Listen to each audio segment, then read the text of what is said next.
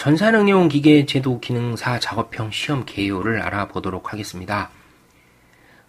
일반적으로 국가기술 자격 검정 시험용 문제가 어떤 식으로 나오냐 하면 이렇게 기계가 반단면 된 형태, 다 조립이 완료된 상태에서 반단면도 된 딱 문제 한 장만 주어지고 그 다음에 나머지는 텍스트로 한 4-5줄 줘요. 이 부품을 어떻게 그리세요? 어떻게 그리세요? 이런 식으로 딱 주어지게 되거든요. 이거 외에 아무 정보도 없어요.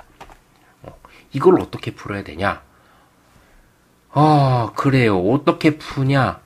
답을 작성해서 제출할 때 3D 답안은 이런 형태로 제출을 하는 겁니다. 3차원 형태로 그리는 거예요. 이 모양이 처음에 우리가 문제 줬을 때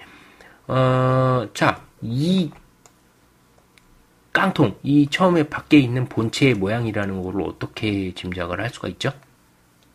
이거 짐작할 방법이 거의 없어요. 이 모델을 보고 어떻게 보는지, 부품을 어떻게 보는지를 배우지 않으면 이 형상이 어떻게 된 거다라는 걸 그리기가 쉽지 않죠. 그럼 이걸 어떻게 배워요?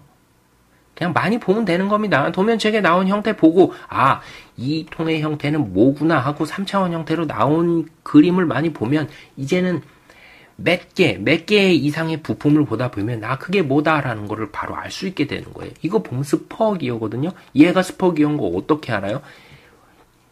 2D 단면된 상태로 이렇게 나오는 건 스퍼기어밖에 없어요. 이렇게 생긴 애는. 그 스퍼기어가 어떻게 생겼냐? 자, 보시면 이게 스퍼기어거든요. 이 형상이 2D 문제 도면에서는 이런 형태로 표시된다 라는 걸 계속 보다 보면 익히게 되는 거예요. 이거 보면 베어링이 들어가 있구나. 여기 오일실이 들어가 있네. 그 다음에 이 속에 축이 끼어 있구나. 계속 보다 보면 눈에 익게 되는 겁니다. 이런 식으로 눈에 익히면서 학습을 하시는 게 가장 중요하다라고 볼 수가 있겠습니다. 3D 답안을 작성을 할 때 이런 형태로 작성을 하는 거예요. 인벤터라는 프로그램을 사용해서 3차원 형태로 그려주게 되는 거거든요. 여러분들이 직접 그리시는 겁니다. 이거 커버라고 하면 아까 문제 도면에 있었던 커버 부분의 거 그려가지고 3차원 형태로 그려주시면 되는 거예요. 이 프로그램을 다루는 거는 크게 어렵지가 않아요. 기초적으로 여러분들이 일주일에서 열흘 정도만 요거는 다루는 법을 조금 알아보시면 크게 어렵지 않게 어떤 형상이라도 다 그릴 수 있게 돼 있거든요. 그래서 요거 3D 못하는데 어떡하지? 걱정 안 하셔도 돼. 이게 진짜 이해력이 현저히 떨어지는 사람이더라 하더라도 한 열흘 정도면 얼추 굉장히 어려운 형상이 아니면 다 그릴 수 있어요. 그래서 이 인벤터라는 프로그램을 사용하는 데에 대한 큰 두려움은 없어도 상관이 없습니다. 그러면 왜 굳이 꼭 인벤터인가요? 3D 작업하는데 굉장히 많은 프로그램들이 있죠. 그런데 하필이면 왜 인벤터를 가장 많이 사용을 하는 것일까요? 라고 궁금해 하실 수가 있는데 전국 국가기술 자격 검정 시험장에 제일 많이 깔려있는 게 인벤터예요. 인벤터, 캐드. 그러다 보니까 인벤터로 그 프로그램을 이용해서 작업을 하는 경우가 가장 많다라고 보면 되는 겁니다. 개인 노트북을 가져가서 시험을 볼 수도 있거든요. 노트북 포맷 잘 하고 가셔야 돼요. 자, 그렇게 개인 프로그램을 가져가서 한다. 그러면 뭘 가져가갖고 하셔도 상관없는 거예요. 본인이 쓰는 3D 프로그램이 있을 수도 있고, 본인이 사용하는 특정 CAD 프로그램이 있을 수도 있잖아요.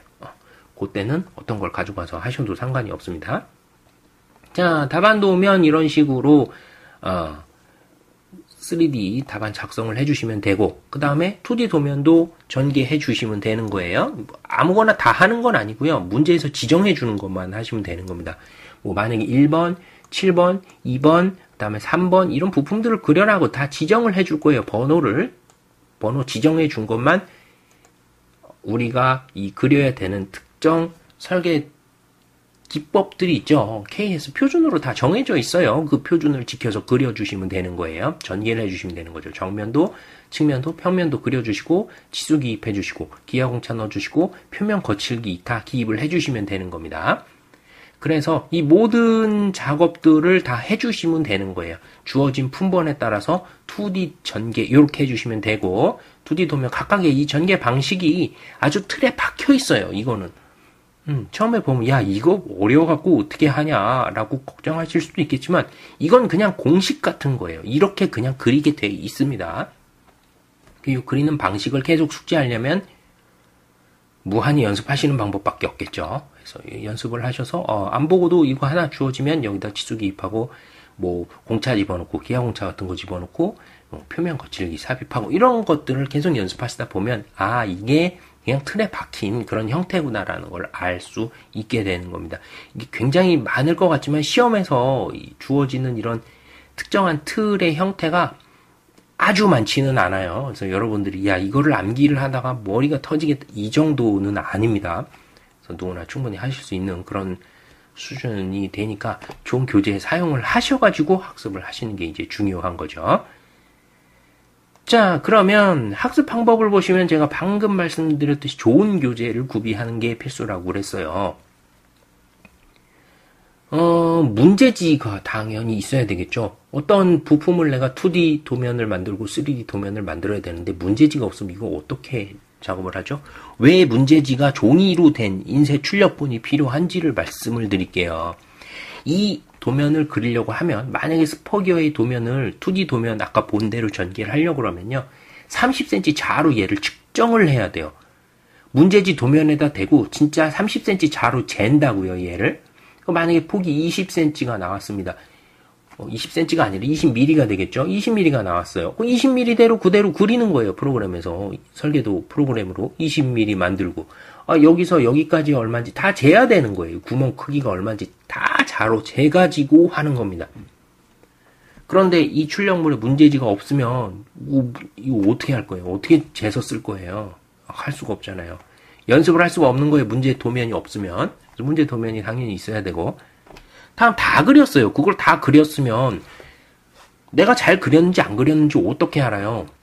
답을 봐야 될 거 아니에요. 그죠? 2D 답도 보고 3D 답도 봐서 아 내가 이 부분이 틀렸구나. 이 부분을 다음에 그릴 땐 조심해야 되겠다. 이걸 알아야 되죠. 그래서 문제지하고 답안지는 필수로 인쇄되어 있는 형태의 이런 용지로 책자로 보셔야 되는 겁니다. 그래서 좋은 교재가 있어야 되는 거예요. 문제지에서 답안지로 넘어가는 동안에 이제 투상, 규격 적용, 계수 규격, 뭐 표면 거칠기를 넣는다, 어떻게 투상선을 긋는다 이런 거에 대한 세부적인 가이드가 필요하겠죠. 그런 설명이 들어가줘야 되는 거예요.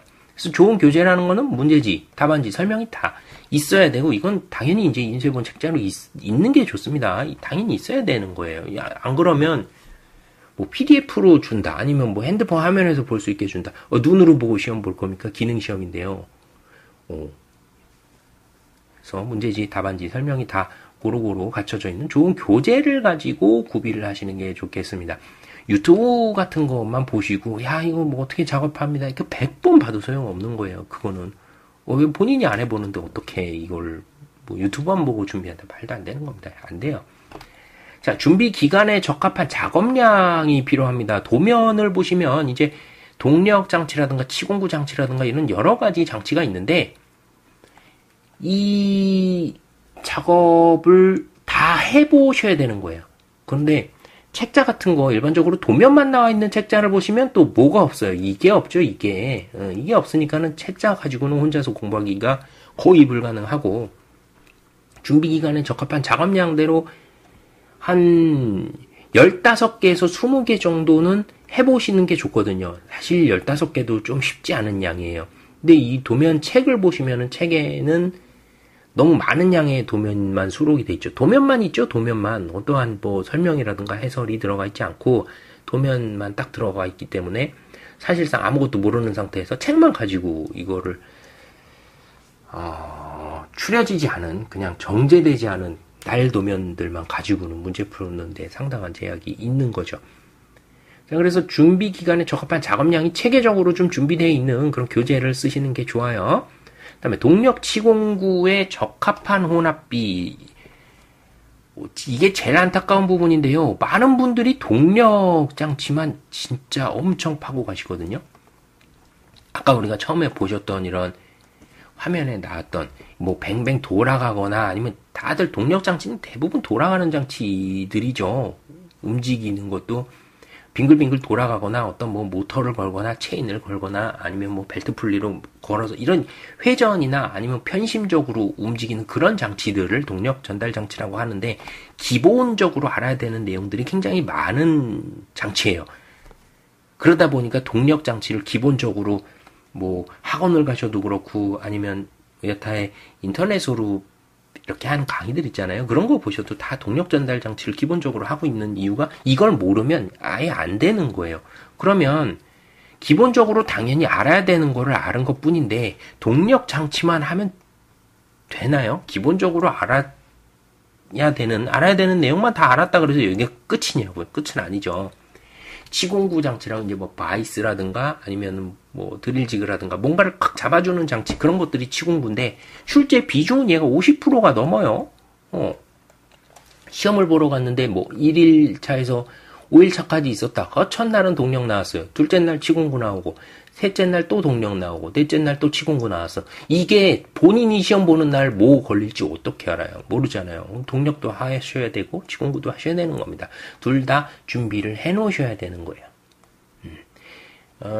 시험장 가서 제일 안타까운 경우가 보면 동력 장치만 공부를 하고 오셔가지고 그냥 일어나요. 문제를 딱 줬는데 치공구가 나왔네. 벌떡 일어나서 나가버려요. 시험장 왜 왔죠? 그거 준비를 열심히 하시고 교통비 버리고 시간 버리고 마음까지 상하고 동력 치공구 이걸 준비를 안 했기 때문에 그렇게 되는 거예요. 그래서 치공구는 비중이 50%가 넘게 출제가 되기 때문에 여러분들이 연습해야 되는 한계는 15개에서 20개 정도 하시면 많이 하는 거라 그랬어요. 많이 하게 되면 요 상태에서 동력만 20개를 하면 안 되는 거죠. 치공구도 절반 정도는 돼야 되는 거예요. 그걸 연습을 둘 다 해 두시고 가셔야지만 되는 겁니다. 적합한 혼합비로 학습하시는 게 필요해요. 그러면 적합한 양이라는 건, 아까 좋은 교재 말씀을 드릴 때도 뭐라 그랬어요? 처음에 답안도면을 문제만 보고, 화면을 아예 보여드리면서 말씀을 드릴게요. 이 문제만 보고 답안도면을 만들 수가 있습니까? 처음에 하시는 분이 이런 형태로 전개를 하고 그 다음에 이런 형태로 전개를 해야 되는데, 이거 4시간 안에 다 하실 수 있으세요? 4시간이나 5시간 안에 이거를 2D, 3D 답안을 다 만든다? 이거 안 돼요. 처음에 하실 때는 안 됩니다. 여러분들의 실력이 거기까지 되질 않기 때문에 이걸 할 수가 없는 거예요. 어떻게 되냐? 처음 할 때는 12시간 넘게 걸려요. 이 안에서 하시는 경우 거의 없습니다. 처음 도면 완성하실 때. 두 번째 도면 하실 때는 이 시간이 줄어요. 8시간? 뭐 이런 식으로 줍니다. 그래서 요게 한 5장 정도 연습해 보실 때까지는 시험 시간 보통 뭐 5시간 반 혹은 뭐 5시간 요 내외에서 주어지죠. 4시간 반, 5시간, 5시간 반 그 내외에서 주어지는 게 일반적이잖아요. 그 사이에 안 들어와요. 5장 정도까지 연습을 하는데 6시간 걸렸네. 이 정도 되면 시험장 가서 내가 5시간 반 안에 컷할 수 있겠네?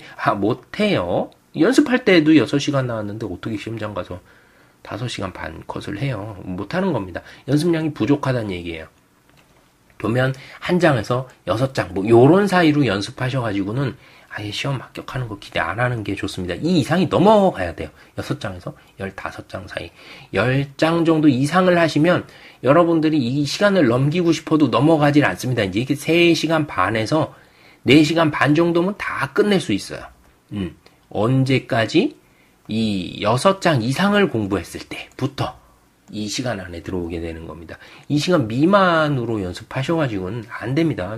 뭘 해요? 6가지 도면을 가지고 동력 치공구 골고루 연습이 된다고 생각을 하시면 안 되는 거죠. 절대 그렇게는 안 되는 겁니다.